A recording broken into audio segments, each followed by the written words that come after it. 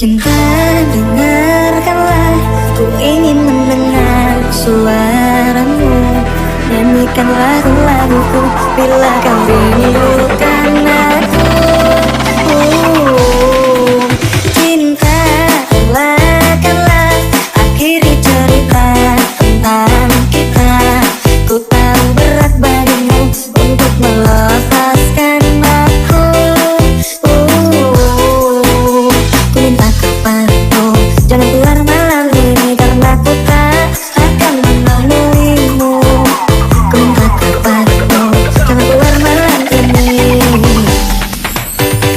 Nungguin ya. Sesungguhnya kasih sayangku tiada batas, namun secepatnya engkau harus ku lepas. Selagi engkau berdiri dan kau bernafas, lekaslah pergi agar engkau pun terbebas. Sesungguhnya engkaulah milik yang ku sayang, tetapi cinta kita ini cinta terlarang. Ku harapkan agar engkau cepat menghilang dan jangan lagi kau datang. Sesungguhnya engkaulah makhluk yang ku sayang. Halo guys, assalamualaikum. Jadi di sini kami akan membacakan tentang konsep karya dari ibu guru kami yang sangat keren, yaitu Ibu Haji Fatimah Alumasi SPD MPD. Peta konsep mengenai materi biologi kelas 11 kurikulum merdeka tentang sistem pernapasan.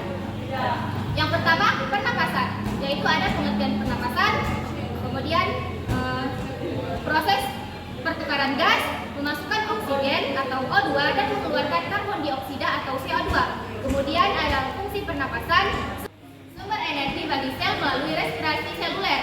Kemudian mempertahankan homeostasis gas dalam tubuh. Jadi guys, saya juga mendapatkan nomor urut 2, yaitu organ pernapasan. Yang pertama ada hidung, berfungsi sebagai tempat penyaluran cepat udara masuk. Yang kedua, penyaringan dan pemanasan udara. Yang kedua ada paru-paru, berfungsi sebagai tempat penyaringan gas terjadi. Yang ketiga yaitu ada alveolus sebagai unit pertukaran gas, yaitu ada trakea dan bronkus. Dan kemudian ada saluran udara yang menghubungkan paru-paru.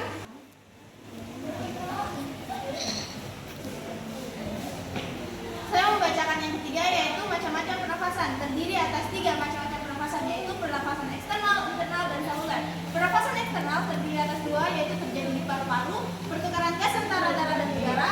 Pernafasan internal terdiri juga atas 2, yaitu proses perpindahan gas antara tubuh dan sel-sel darah. Yang kedua terjadi di sel melalui respirasi seluler. Dan yang ketiga ada proses pernafasan seluler, yaitu proses penguraian glukosa untuk menghasilkan energi serta terjadinya mitokondria dalam sel. Juga menempatkan posisi yang keempat, yaitu regulasi pernafasan. Terdiri atas 4, yaitu otak sebagai pusat mengatur, medula oblongata dan spons, pengaruh tekanan parsial O2 dan CO2, reaksi kimia dalam darah, dapat mengatur frekuensi dan kedalaman pernafasan.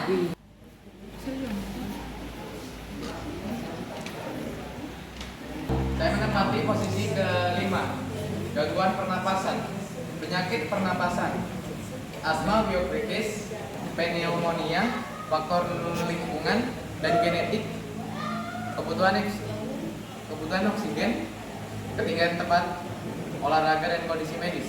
Saya juga membacakan konsep ke-6. Peran nutrisi dalam pernapasan. Karbohidrat sebagai sumber energi utama, glukosa dipecah melalui glikolisis, lipid dan protein, kontribusi sebagai sumber energi tambahan.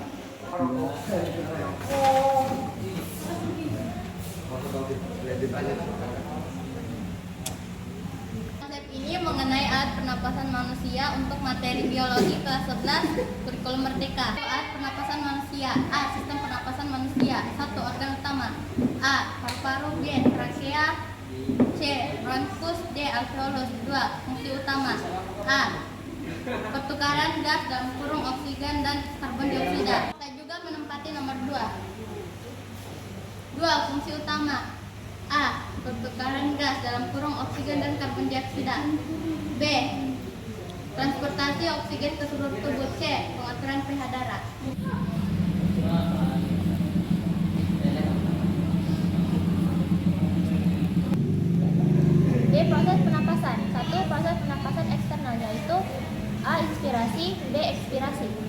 kedua pada pernapasan internal, yaitu transportasi oksigen oleh darah. B. Pertukaran gas di tingkat sel.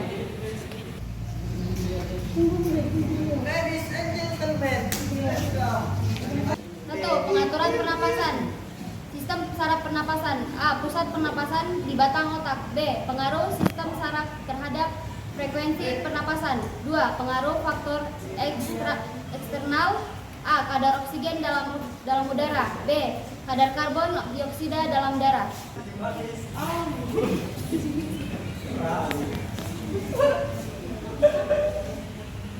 Gangguan pada sistem pernapasan, penyakit pernapasan.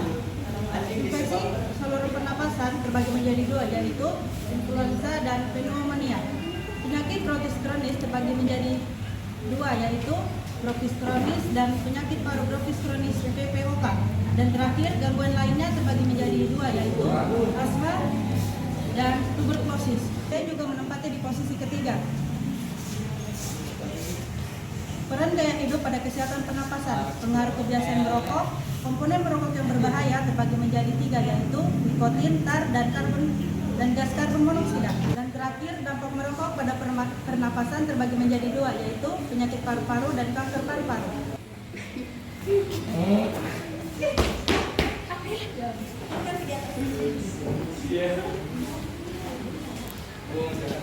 Pencegahan dan perawatan gangguan pernapasan. A. Hidup sehat. 1. Olahraga teratur. 2. Pola makan sehat. B. Pencegahan penyakit pernapasan. 1. Vaksinasi. 2. Kebersihan lingkungan. C. Perawatan medis. 1. Obat-obatan. A. Bronkodilator. B. Antibiotik. 2. Terapi pernapasan.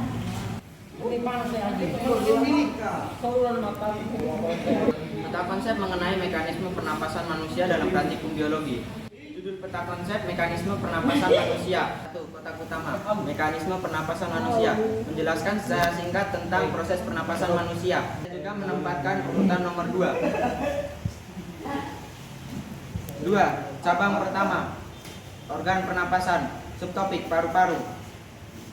Menjelaskan struktur dan fungsi paru-paru, menggambarkan hubungan antara paru-paru dan pembuluh darah. Saya juga menempati posisi ketiga. 3. Cabang kedua, inhalasi dan ekhalasi. Topik ekhalasi menjelaskan keluarnya udara dari paru-paru, menggambarkan relaksasi otot-otot pernapasan.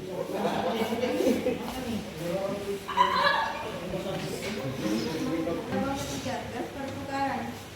Alveolus menjelaskan peran alveolus dalam oksigen dan karbon dioksida. Saya juga menempati cabang keempat. Praktikum menjelaskan tentang praktikum dan langkah-langkah praktikum, menganalisis pernapasan manusia. Tujuan praktikum menjelaskan langkah-langkah praktikum yang akan diambil, seperti menganalisis data, pengukuran, dan analisis data.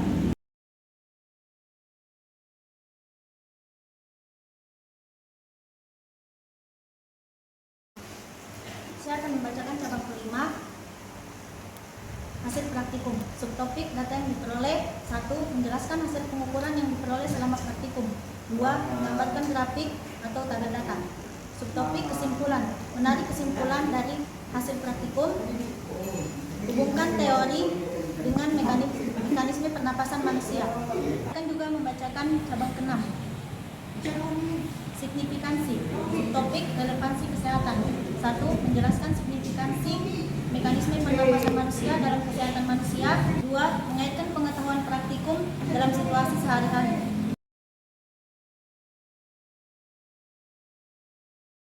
Peta konsep praktikum mengenai pengukuran kapasitas paru-paru. 1. Pendahuluan. Definisi kapasitas paru-paru. Pentingnya pengukuran kapasitas paru-paru, hubungan kapasitas paru-paru dengan kesehatan. Saya juga menempati urutan kedua. Pernapasan dan pertukaran gas, peran paru-paru dalam sistem kesehatan.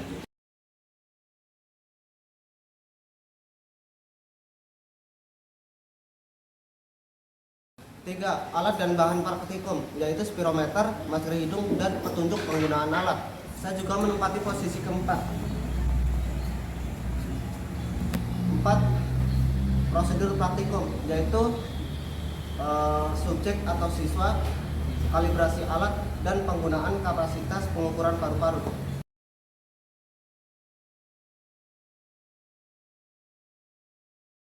5. Variabel yang diukur: pertama, volume paru-paru, kapasitas vital paru-paru. Ketiga, kapasitas inspirasi dan ekspirasi. 6. Interpretasi hasil normal vs abnormal. 2. Hubungan hasil dengan faktor-faktor kesehatan. Menempati posisi di nomor 6.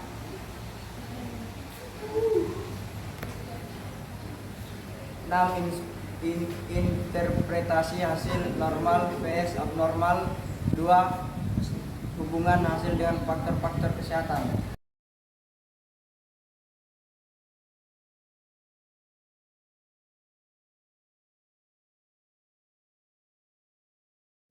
Kesimpulan. 1. Referensi pengukuran kapasitas paru-paru dalam bidang kesehatan. 2. Potensi dampak kurangnya kapasitas paru-paru. Saya juga menempatkan posisi nomor 8. Penerapan pengetahuan. 1. Tindakan pencegahan untuk meningkatkan kapasitas paru-paru. Keterkaitan dengan gaya hidup sehat.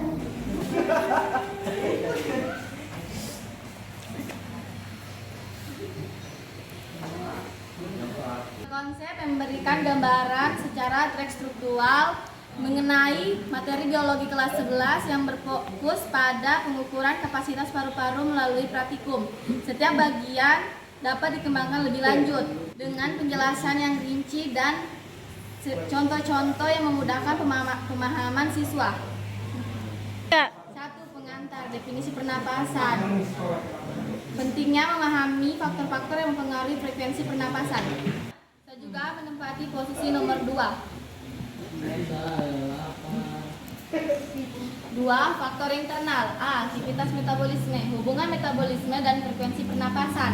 Latihan fisik pada metabolisme dan pernapasan. B.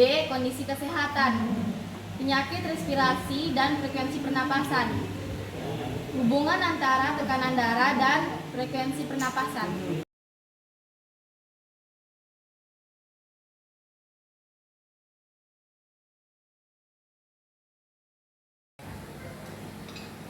Tiga. Faktor eksternal. A. Kualitas udara, polusi udara dan dampaknya terhadap pernapasan. 2.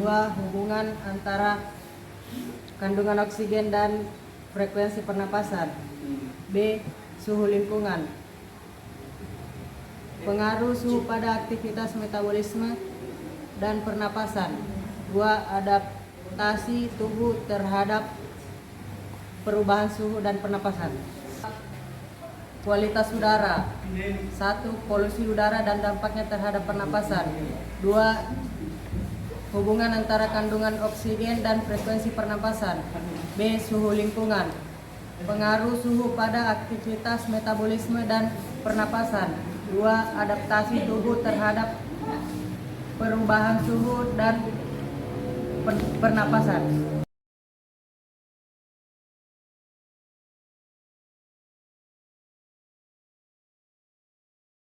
4. Variabel diukur dalam praktikum. A. Frekuensi pernapasan yang berisi teknik pengukuran frekuensi pernapasan, hubungan antara variabel internal dan eksternal dalam pernapasan. Saya juga menempati posisi kelima.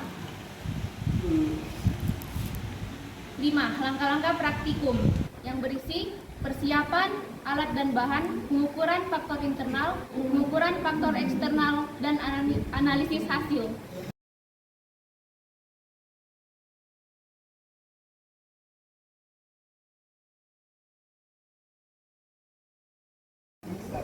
Kesimpulan. A. Peran faktor internal dan eksternal. B.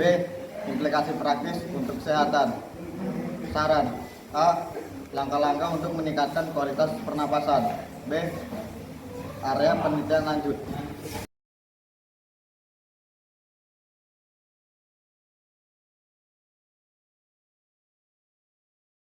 Peta konsep tentang gangguan atau kelainan pada sistem pernapasan manusia. Judul utama, sistem pernapasan manusia. Saya juga menempati posisi kedua. 2. Cabang utama, kelainan pada sistem pernapasan. Subcabang 1, gangguan pada saluran pernapasan. Contoh, asma, bronkitis, pneumonia. Yang kedua, subcabang gejala, penyebab, pengobatan. Subcabang kedua, gangguan pada organ pernapasan. Contoh, TBC, kanker paru-paru. Subcabang faktor, risiko, tanda dan gejala, metode diagnosa. Subcabang ketiga, gangguan pada sirkulasi darah dan gas oksigen. Contoh, anemia, emboli paru. Subcabang pengaruh pada pernapasan dan pengobatan.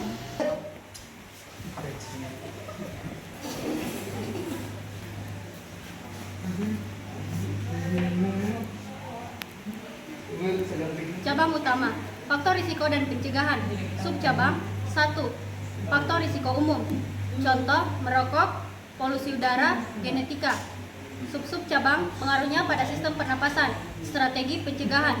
Subcabang 2, pencegahan primer, sekunder, dan tersier. Subcabang vaksinasi, kampanye anti rokok, deteksi dini.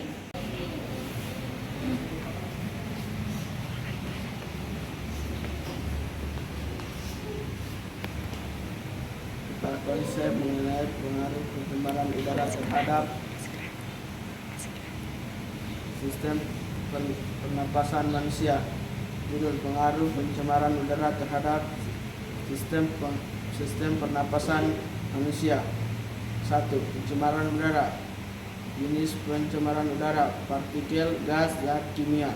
Sumber pencemaran udara: industri, kendaraan bermotor, limbah. 2.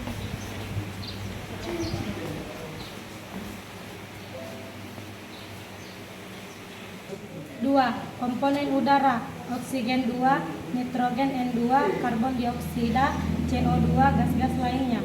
Saya juga akan menempati posisi nomor 3. 6. Statistik dan data. Tingkat pencemaran udara di berbagai lokasi. Kasus penyakit pernapasan yang terkait dengan pencemaran udara.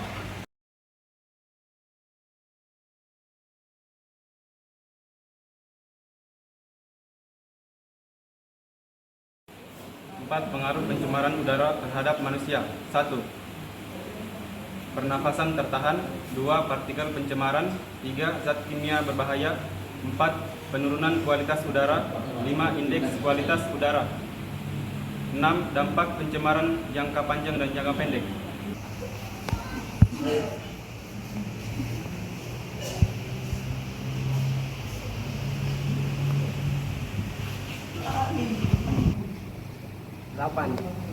Dampak pencemaran udara. Diagram atau gambaran visual tentang cara pencemaran udara memengaruhi organ pernapasan manusia. Grafik atau grafik lingkaran yang menunjukkan proporsi kasus penyakit pernapasan akibat pencemaran udara. Semua elemen di atas dapat dihubungkan dengan panah atau garis untuk menunjukkan keterkaitan antar konsep. Peta konsep ini membantu siswa memahami hubungan antara pencemaran udara dan dampaknya pada sistem pernapasan manusia dan upaya-upaya pengendalian yang dapat dilakukan.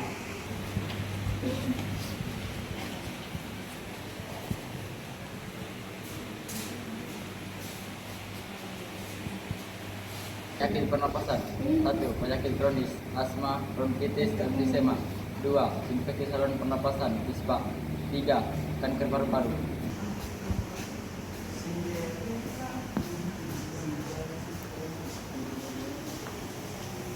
Saya menempati posisi kelima. B. Polusi udara.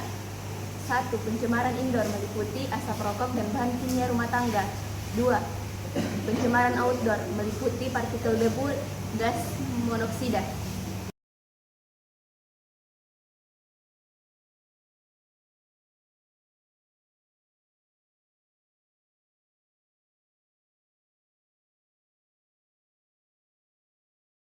8. Infografis, dampak pencemaran udara. Diagram atau gambaran visual tentang cara pencemaran udara mempengaruhi organ pernapasan manusia. Grafik atau grafik lingkungan yang menunjukkan proporsi kasus penyakit pernapasan akibat pencemaran udara. Ya, ini adalah pembelajaran kami berpeta konsep yang sudah disepakati oleh saya dan teman-teman.